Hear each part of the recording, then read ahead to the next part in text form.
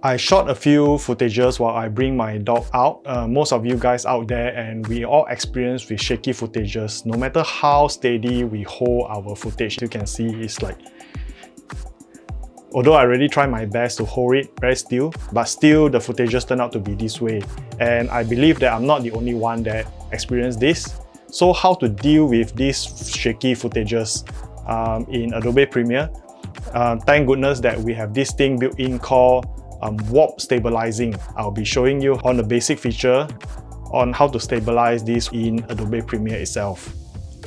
And with 2 clips, this is another clip that I walk backwards and then I shoot my dogs in a closer view. And with these 2 clips as an example, so we can see how we can stabilize them. Okay, to show you how it works, I will first create a new project file in Adobe Premiere and then I'll drag these 2 footages in. Okay, I have them place it on the sequence, one after another. Let's zoom in. Okay, this is how the raw footages look like. As you can see, is jiggling. And then the second footages, followed by that, is this. So to stabilize this, there's this effect, built-in effect called warp stabilizer. So just warp and warp stabilizer, drag it in to the first footages. And you can see that this thing immediately pop out. It says analyzing in background, step 1 of 2. So you can see the time remaining, it takes about 2 minutes. And it depends on how long and how many frames per second your footage is. So in our case, it's very short, it's about 20 seconds or less. So you can see that it's very fast. I'm going to fast forward this until when it's near done.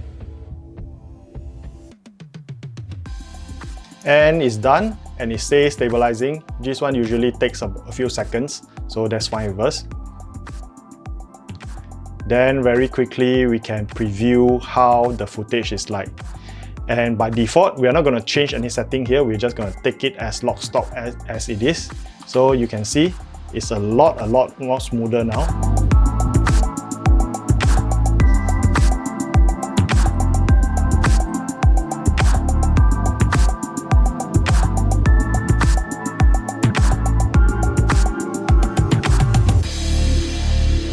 And when you jump to the second footage, as you can see, without applying the effect, the camera actually jitter quite a lot.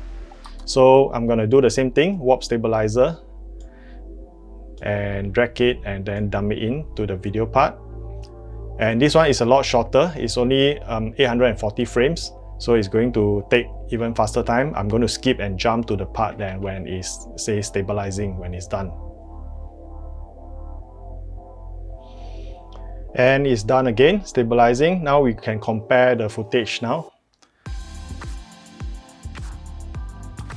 Alright, that's after the effect. So it's a lot stable now. Okay, you get the idea? Let's go back to the clip and see individual basic feature. We are not going to cover the advanced feature. There are a few options for us to choose. Let's go back to the basic feature individually to see what are the options that we have and what are individual items. The first thing in the list is this smooth motion or slow motion. And smooth motion means that when I bring my camera and when I shoot, I actually move around. So this is called smooth motion. No motion means that if I mount my camera on a tripod and then I do the shoot, and that is called no motion. Since my footages are actually on the move, so I shouldn't choose this no motion. It's gonna crank it up. Then the next thing to choose is this smoothness. You can actually drag this slider or you can actually just set this. By default, it's set at 50%. It really depends on how you shoot your footages. A lot of experts out there claim that 50% is too much. You can actually put it down to just 5%, 10% or 15%. To show you, maybe I put it down to 20%. And 20%, let's see how different it is for our footages. Okay, that's 20%. It's acceptable actually. Yeah, compared to 50%, of course 50% crop off more and then the scaling is actually much more. Just now it was at 110, now it's 106%. So maybe smoothness less smooth, but the idea about this smoothness is actually to make your jerky footages more pleasing to the eye. That is the main idea of it. So the next item that we want to look at in the list is this subspace warp, the default option. That's the method that it gives you. Okay, the first option that we have is simply this position. To see this, let me just shift this to stabilize on it without cropping off so that we can see the edge well. So once I see this, you can see that there's a black edge here. At this position only. Position means that it actually shifts the position, as you can see now.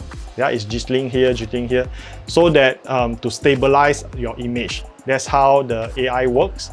So if I choose the second option, position, scale, and rotation, and you can see that it has more free play. Now, instead of simply just shift the tape position, it can actually scale slightly and then do some rotation. So now the image quality definitely turned out to be much better. The third option that we have is perspective. Instead of simply lock it at position, scale, and rotation, now you actually allow Premiere to do some slight 3D perspective. So that will actually allow your footages to be even more stable.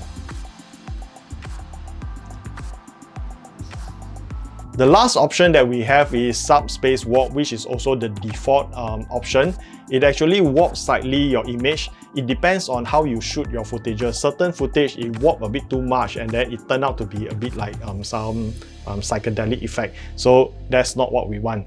But for this case, my footage seems to work best with this. So I'm going to leave it at this. So that's subspace warp. And preserve scaling, I'm not going to touch it. But the border part, okay, stabilize only, it means that I want to stabilize the image only and I don't want to crop it off.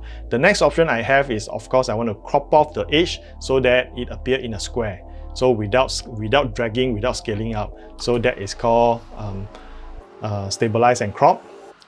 Then the third option that we have in this framing is stabilize, crop, and auto scale. Auto scale is simply stretch your the stabilized footage out to meet all the way to the edge. So that will give you the scale at 106%.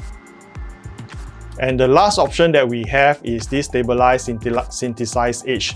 Synthesized edge, Premiere will take a while to calculate and then generate the part of the edge of the missing footages, missing part, that Premiere will fill it in, and then with some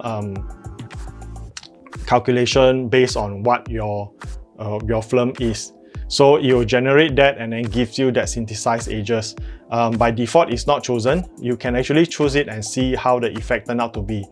So how to actually get the perfect effect out from your footages, you have to really try and error. The longer your footage is and the effect that you apply for Premiere to calculate this will be longer. Okay, let me render these two footages and we can do a comparison with the raw footages, how this will turn out to be. I simply put the footages to render using media encoder, and we are about done since it's just a very short footage. Then we can preview it soon. Okay, we are done. Let's see how it is.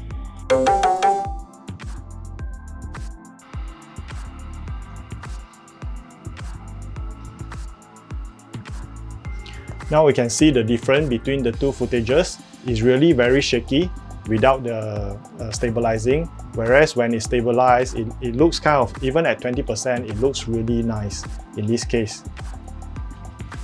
So you can actually use this basic effect simply to run through Adobe Premiere and then have your footage stabilized. So if you like this video, and please click like and subscribe to Uncle Teach You channel.